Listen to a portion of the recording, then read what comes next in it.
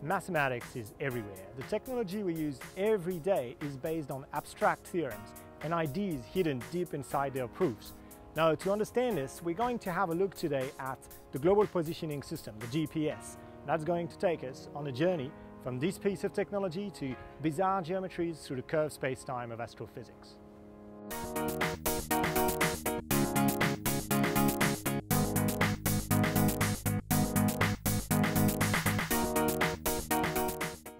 Hi, my name is Pierre and I'm a mathematician here at the Australian National University.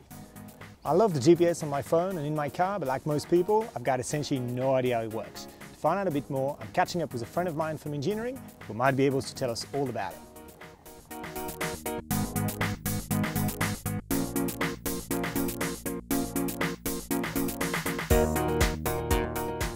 Alex, how does the GPS actually work? Well, it's actually a very simple idea. All you do is you measure the distance between yourself and the number of satellites that are orbiting the Earth, and that puts you at an intersection of a number of spheres, and that intersection pinpoints your location on the Earth's surface. All right, but then how do you measure the distance? Well, here's the trick. You're not really measuring the distance directly. What you do is you measure the time that it takes the radio signal from the satellite to reach you. If you can measure the time, because you know how fast the radio signals are traveling, you can calculate the distance. But that's the tricky bit, because the radio waves travel at the speed of light, 300,000 kilometers per second. Your measurement of time has to be extremely precise.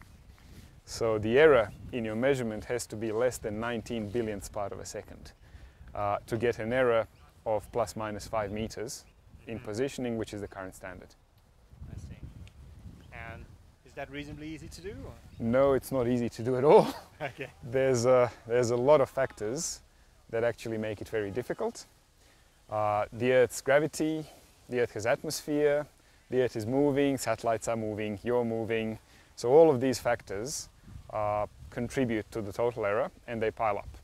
So any of them can make, things a bit more difficult and can make your measurement inaccurate. And you need to keep the total effect less than 19 billionth parts of a second. Now, an illustration of how difficult it is the fact that it took the US Department of Defense 30 years to get from the idea of a GPS to a fully functioning system. I see. Okay, so out of all of these effects piling up, can you tell me about, say, one of them? What's the coolest? The coolest and strangest one, if you ask me, is the general relativity. First, due to Earth's gravitation, the waves are not traveling in a straight line from the satellite to you. And also, due to Earth's gravitation, the time on the Earth's surface goes slower than up there where the satellites are orbiting.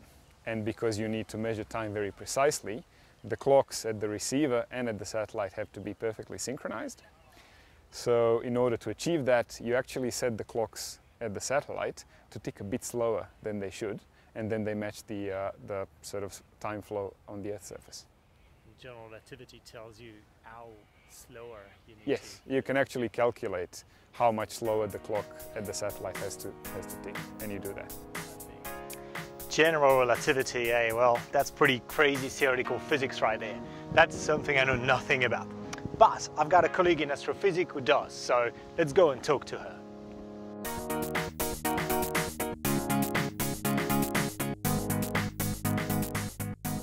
So Lydia, could you tell us what general relativity is about?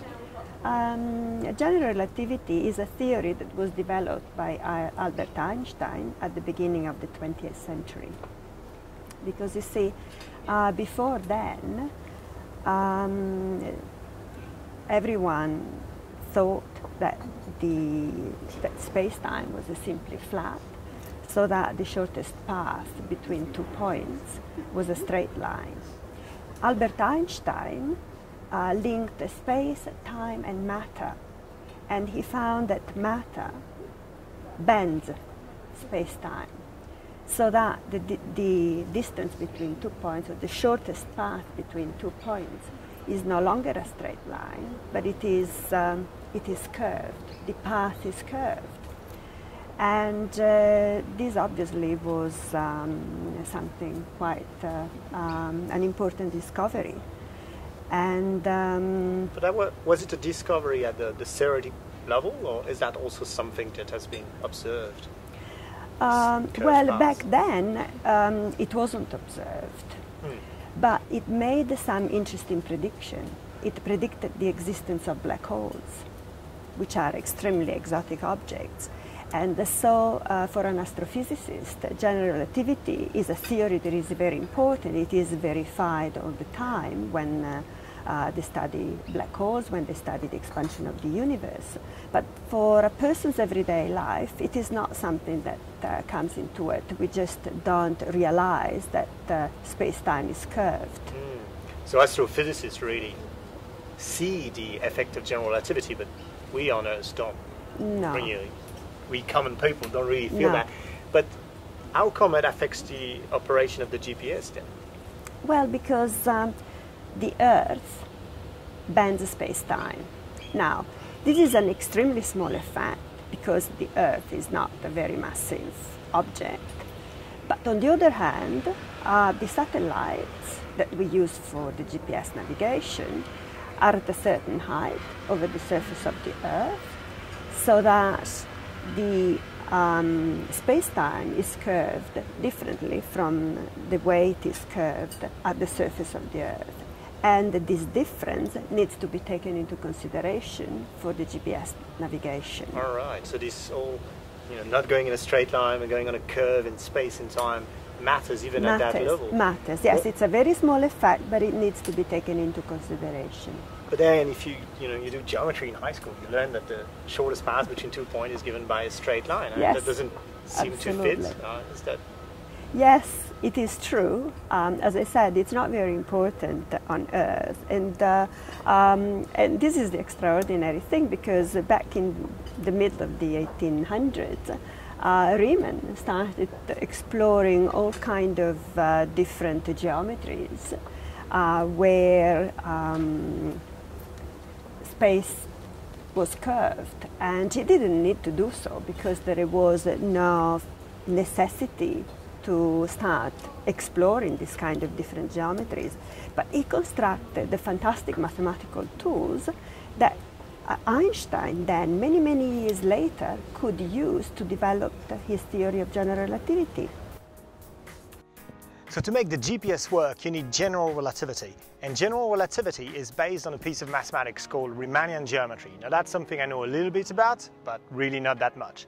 Mike Eastwood, on the other hand, that's the man to talk to.